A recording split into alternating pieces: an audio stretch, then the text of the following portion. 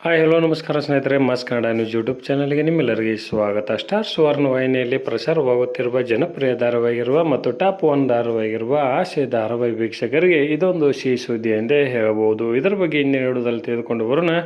ನೀವು ಸಹಿತ ಈ ಧಾರಾವಾಹಿಯನ್ನು ಇಷ್ಟಪಡುವುದಾದರೆ ಈ ವಿಡಿಯೋಕ್ಕೆ ತಪ್ಪದೇ ಒಂದು ಲೈಕ್ ಮಾಡಿ. ಸ್ಟಾರ್ ಸುವರ್ಣ ವಾಹಿನಿಯಲ್ಲಿ ರಾತ್ರಿ 7:30ಕ್ಕೆ ಪ್ರಸಾರವಾಗುತ್ತಿರುವ ಆಸೆ ಧಾರಾವಾಹಿಯು ಇದೀಗ ಸ್ಟಾರ್ ಸುವರ್ಣ ವಾಹಿನಿಯ ನಂಬರ್ 1 ಧಾರಾವಾಹಿಯಾಗಿ ಹೊರಹೊಮ್ಮಿದೆ.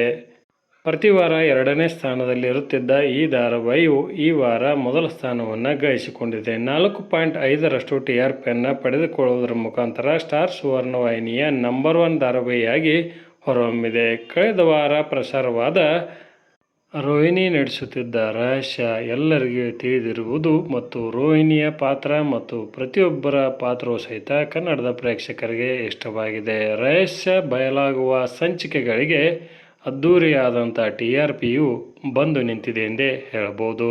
ಇನ್ನು ರೋಹಿಣಿ ಪಾತ್ರವನ್ನು ನಿರ್ವಹಿಸಿಕೊಂಡು ಹೋಗುತ್ತಿರುವ ಅಭಿಜ್ಞಾ ಅವರಿಗೂ ಸಹಿತ ಪ್ರೇಕ್ಷಕರಿಂದ ಉತ್ತಮ ಮೆಚ್ಚುಗೆ ದೊರೆಯುತ್ತಿದೆ ಎಂದೇ ಹೇಳಬಹುದು. ನಿಮಗೆ ಯಾವ ಕಾರಣಕ್ಕಾಗಿ ಆಸೆ ಧಾರಾವಾಹಿಯು ಇಷ್ಟವಾಗುತ್ತದೆ ಎಂಬುದನ್ನು ಕಮೆಂಟ್ ಬಾಕ್ಸಲ್ಲಿ ತಿಳಿಸಿ. ಧನ್ಯವಾದಗಳು. ನಮಸ್ಕಾರ.